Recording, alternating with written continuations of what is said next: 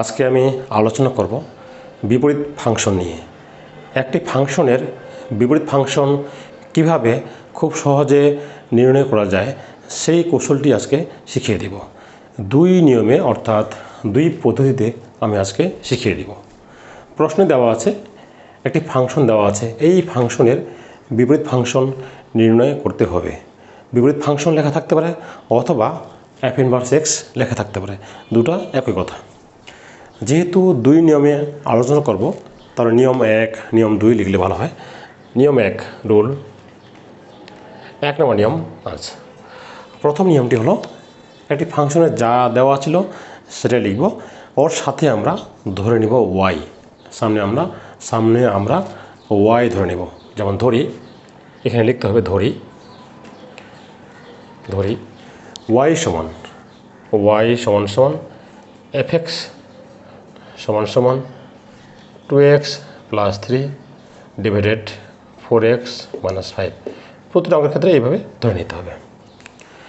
y সমান, এখানে কিন্তু fx সমান এখানে দেওয়া আছে, আমরা বাড়তি এখানে শুধুমাত্র y ধরে নিব। y সমান ফাংশন অফ x সমান উপরে 2x plus 3 divided 4x minus 5। এখন যেটা করতে হবে, নিয়মটা মনে রাখবে ভালো করে, খুবই সহজ পদ্ধতি। প্রথমে y সমান ফাংশন অফ x ধরে নেব, y is equal two function of x ধরে নেব। লিখব y সমান ফাংশন অফ x। এখন যে কাজটা করব, f ইনভার্স, fকে যদি আমরা বাম পাশে নিয়ে আসি তাহলে কত হবে, f ইনভার্স, এখানে y থাকবে, ডান দিকে শুধু এখানে x থাকবে। আবার বুঝিয়ে দিচ্ছি, y সমান fx। প্রথমে আমরা এই দুটো অংশ নিব, নেওয়ার পরে f বোথ সাইড যদি f ইনভার্স x দ্বারা গুণ করি তাহলে এখানে f ইনভার্স y হয়, আর fটা ফিনিশ হয়ে যায়, অর্থাৎ শুধু x থাকে। অথবা তোমরা মনে রাখবে fকে বামে নিয়ে আসলে f ইনভার্স হয়ে গেল, yটা এখানে বসে গেল, ডান দিকে শুধু x থাকে। এইবারে তাহলে প্রথম দুইটা পার্ট আমাদের নেওয়া শেষ, এবার দ্বিতীয় অংশটুকু নিব আমরা, ভালো করে খেয়াল রাখবে। এখন এইটুকুর সাথে এটা নিব, y সমান উপরে হবে 2x প্লাস 3 আর 4x মাইনাস 5। এখানে একটু বোঝার বিষয় আছে। আমরা এখন কিন্তু আমাদের এই প্রথম অংশ আর তৃতীয় অংশ নেওয়া আমাদের শেষ। এখন আমরা গুণ করব, আর গুণন করব, মনে রাখবে আর গুণন করব। আর গুণন করতে গিয়ে কোন গুণটা আগে করব সেটা কিন্তু মাথায় রাখতে হবে। আমরা প্রথমে এই পাশে গুণ করব। আমরা জানি যে সবসময় 1 কিন্তু নিচে আছে, এখানে 1 থাকে হরের ক্ষেত্রে। প্রথমে আমরা এই পাশে গুণ করব। কেন করব একটু পরে বুঝতে পারবে। দেখো, গুণ করি, আর গুণন y এর সাথে 4x, তাহলে গুণ করলে কত আসবে, 4xy আসবে। y এর সাথে 5, এই যে minus 5y is equal two 1 এর সাথে গুণ করলে কত হবে, 2x প্লাস 3 হবে। তোমরা সাইড নোট লিখে দিবে যে আর গুণন করে, ইংরেজিতে বলা হয় ক্রস মাল্টিপ্লিকেশন, আর গুণন করে অথবা ক্রস মাল্টিপ্লিকেশন। আচ্ছা, এইটা আমি কেন প্রথমে এই পাশটা গুণ করলাম আর এটা পরে গুণ করলাম কেন, এখানে একটা সুবিধা হচ্ছে কি, যখন আমরা 5yটাকে ডান পাশে পক্ষান্তর করবো তখন কিন্তু প্লাস চিহ্ন চলে আসবে, মাইনাসটা কী হবে, প্লাস হয়ে যাবে। এক্ষেত্রে আমাদের মাইনাসের ঝামেলাটা পোহাইতে হবে না। আমি আবার বলছি, আমরা কিন্তু প্রথমে এই পাশে গুণ করতে পারতাম, এই পাশটা কেন নিতাম, এই পাশটা আমরা কেন নিব এই জন্যই, এই যে মাইনাসটা আছে যখন ডান পাশে নিয়ে যাব তখন মাইনাসটা প্লাস হয়ে যাবে। আর যদি আমরা প্রথমে এটা গুণ করতাম তাহলে কিন্তু একটা মাইনাসের ঝামেলা থেকে থাকতো। খেয়াল রাখবে, যখন যদি এরকম মাইনাস থাকবে, এই মাইনাসটা উপরে থাকুক আর নিচে থাকুক, প্রথমে মাইনাসটা গুণ করার চেষ্টা করবে, তাহলে মাইনাসটা ডান দিকে নিয়ে গেলে প্লাস হয়ে যাবে, এতে ক্যালকুলেশনে একটু সহজ হবে। তারপরে এরপরের কাজ হলো আমাদের গুণ করা শেষ। এরপরের কাজ হলো এক্সগুলোকে এক পাশে নিয়ে আসা। মাথা রাখবে, এক্সগুলোকে এক পাশে নিয়ে আসা আর বাকিগুলোকে আরেক পাশে নিয়ে যাওয়া। তাহলে এখানে 4xy, এই যে মাইনাস 2x, এই 5yটাকে ডান দেখলে প্লাস হয়ে যাবে। এই যে আমাদের সুবিধা, সেই জন্য আমি এই যে মাইনাসটা আমাদের ঝামেলা মিটে গেল, সেই জন্যই প্রথমে আমি এই পাশে গুণ করেছিলাম। এটা নিজের কৌশল, টেকনিক, এতে ক্যালকুলেশন করতে সহজ হয়। তাহলে এক্সগুলোকে এক পাশে নিলাম আর মাইনাস 5y আর প্লাস 3, বাকিগুলোকে আমরা ডান পাশে নিয়ে যাবো। মাথা রাখবে শুধু এক্সটাকে বাম পাশে রাখলেই হবে, এক্সগুলোকে এক্স যুক্ত যেগুলো। এখন দেখো, এখানে অবশ্যই এক্সটা কমন নিতে হবে। যদি আমরা এক্স কমন নিই, ইমপ্লাস দিয়ে এক্স কমন নিব, আর এখানে কী থাকে 4y থাকে -2 থাকে দেখো, তাহলে থাকে হলো কত 4y -2, আর ডান দিকে যা ছিল তাই থাকবে।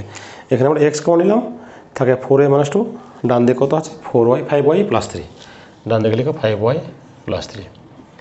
যেহেতু এখানে গুণ আছে ডান দিকে নিয়ে গেলে কী হবে, এটা ভাগ হয়ে যাবে, 5y + 3 ডিভাইডেড কত 4y -2। আমাদের এক্সের মানটা বের করতে হবে। সবার আগে এটা মাথা রাখবে, প্রথম কাজ হলো আমরা এই দুটো ফাংশন নিব, নিয়ে এখান থেকে আমরা এক্সটাকে আলাদা করব, আর পরের কাজ হলো এই প্রথম পার্ট তৃতীয় পার্ট নিব, নিয়ে কোনো গুণ করবো, গুণ করার পরে এক্স বাম পাশে নিব, তারপরে এক্সটাকে এক্সের মানটা এখানে বের করে নিব। এখন দেখো এক্সের পরিবর্তে দেখো তো কী লেখা যায়, এই দেখো এখানে এক্সের পরিবর্তে কিন্তু এখানে একটা আমরা মান পেয়ে গেছি, কত f ইনভার্স y। এখানে আমরা এটাকে যে সমীকরণ করে দিই, 1 নম্বর সমীকরণ দেখা যাবে। তাহলে এক্সের পরিবর্তে আমরা কত নিব, f inverse y। f inverse y এক্সের পরিবর্তে 5y + 3 আর ডিভাইডেড 4y -2। আমাদের কিন্তু f ইনভার্স y বের হয়ে গেল। কিন্তু ফাংশন আছে আমাদের x চলক হিসেবে, চলকের ফাংশন আছে x, আর চলকটাকে পরিবর্তন করতে হবে, অর্থাৎ y চলকের পরিবর্তে আমরা x, মানে y এর পরিবর্তে আমরা কী লিখব, আমরা y এর পরিবর্তে লিখব x, চলক পরিবর্তন করে 5x + 3 4x -2। এটি আমাদের বিপরীত ফাংশন যাকে বলা হয়, বা ইনভার্স ফাংশন বলতে পারি, অথবা বাংলায় বিপরীত ফাংশন বলতে পারি, অথবা f ইনভার্স x। এখানে যদি f থাকে f ইনভার্স থাকবে, এখানে g থাকলে এখানে g ইনভার্স থাকবে। এই আমাদের বিপরীত ফাংশন নির্ণয়ের একটি কৌশল। এই নিয়মটা যারা এসএসসি পরীক্ষার্থী নবম দশম শ্রেণীতে পড়ো তারা এই নিয়মটা অ্যাপ্লাই করবে। আর এখন যে নিয়ম 2 নম্বর নিয়মটা দিব, তারা ইন্টারমিডিয়েট যারা এইচএসসিতে পড়ে তাদের জন্য ওই নিয়মটা হলে ভালো হয়। এখন যেমন নিয়ম আমরা 2-এ, আমি আবারও নিয়ম 2-এ খুব সহজভাবে বুঝে দেওয়ার চেষ্টা করব। নিয়ম 1 আমাদের কমপ্লিট, এখন নিয়ম 2-এ যাব। নিয়ম 2-এ লিখব, দেওয়া আছে নিয়ম 2 লিখো, দেওয়া আছে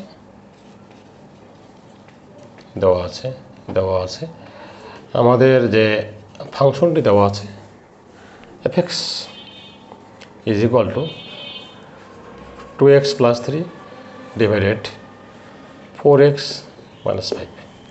ফাংশনটি দেওয়া আছে। এখন যেটা করতে হবে, আমাদের যেহেতু f ইনভার্স x নির্ণয় করতে হবে, x এর পরিবর্তে আমরা এই যে f ইনভার্স x নেব। আবার বলছি, যেহেতু আমাদের f ইনভার্স x নির্ণয় করতে হবে, x যেখানে x আছে x এর পরিবর্তে আমরা কী নিব, f ইনভার্স x নেব। কথাটা ভালো মতো মনে রাখবে, খুবই সহজ। f আছে একটা সেম ব্র্যাকেট দিই, আর এখানে f ইনভার্স x নেব। পরে অ্যাপটা একটু ছোটো করে নেবে, তাহলে দেখতে ভালো দেখাবে। আমি এটা একটু জায়গাটা বড় করে নিই। f আমাদের আছে, সেকেন্ড ব্র্যাকেট দিব, আর x এর পরিবর্তে কী নিব আমরা, f ইনভার্স x নিব। এইবার এক্ষেত্রেও তাই, f inverse x + 3 4 f inverse x -5। এখানে আমরা সাইড নোট লিখব, প্রত্যেকে x এর পরিবর্তে f ইনভার্স x নিয়ে পাই। মানে যেখানে ছিল x সেখানে শুধুমাত্র f ইনভার্স x নিয়েছি। দেখো এখানে ছিল x, আমরা কি নিয়ে এসেছি, এখানে f ইনভার্স x নিয়ে আসছি। এখানে ছিল x, f inverse x + 3 4x, এটাকে f ইনভার্স x -5। এখন যেটা করতে হবে, দেখো আমরা জানি যে f আর f ইনভার্সের পরিবর্তে আমরা 1 লিখতে পারি। f আর f ইনভার্স কিন্তু ভ্যানিশ হয়ে যায়, তারপরে এখানে কী থাকবে, x থাকবে। ডান দিকে 2 f inverse x + 3 divided 4 f inverse x -5। আমরা জানি যেহেতু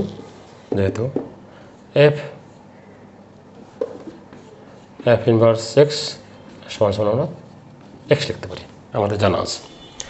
এখন কোনো কাজ নেই, ঠিক আগের মতোই শুধুমাত্র আর গুণন করতে হবে। দেখো আমি গুণটা করে দিচ্ছি।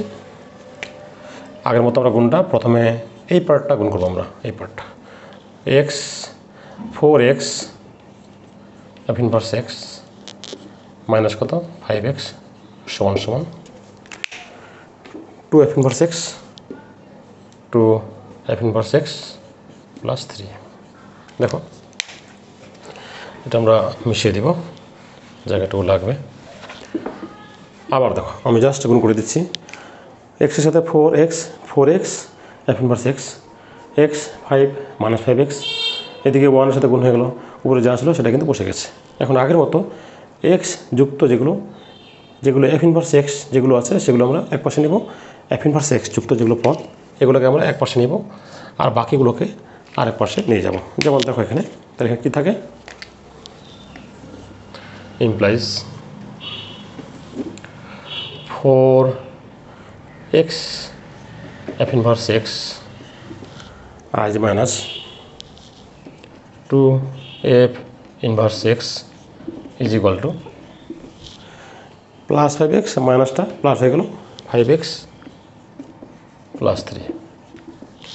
এখন দেখো এখান থেকে আমরা এফ ইনভার্স এক্স কমন নিব, এফ ইনভার্স এক্স কমন নিব, তাহলে কী থাকে এখানে 4x মাইনাস 2 থাকে is equal two 5x plus 3। আবার বলছি এখানে আমরা জাস্ট কমন নিলাম, দেখো এফ ইনভার্স এক্স কিন্তু দুই জায়গা থেকে আমরা কমন নিলাম, তাহলে এখানে কী থাকে, এখানে থেকে 4x, এখানে থেকে কত মাইনাস 2 থাকে। তাহলে কিন্তু এখন কিন্তু আমাদের মানটা অলরেডি বের হয়ে গেছে। দেখো অতএব F inverse X is equal two উপরে 5x প্লাস 3 আর 4x মাইনাস 2। তারপরে আমরা দেখো আগের সাথে কিন্তু উত্তর লিখেছি। এইভাবে তোমরা দ্বিতীয় নিয়মটিও অ্যাপ্লাই করতে পারবে। তবে এই নিয়মটি যারা এইচএসসি পরীক্ষার্থী ইন্টারমিডিয়েট তাদের জন্য এই নিয়মটি প্রযোজ্য, আর এসএসসি পরীক্ষার্থীদের জন্য তোমরা আগের নিয়মটি অ্যাপ্লাই করবে। তো শিক্ষার্থীরা বুঝতে পেরেছ, আমি নেক্সট ক্লাসে শেখাবো এক ফাংশন কি, 1 to ফাংশন কি, 1 ফাংশন কি, তারপরে সার্বিক ফাংশন কি, সেগুলো নিয়ে আলোচনা করবো। অবশ্যই ক্লাস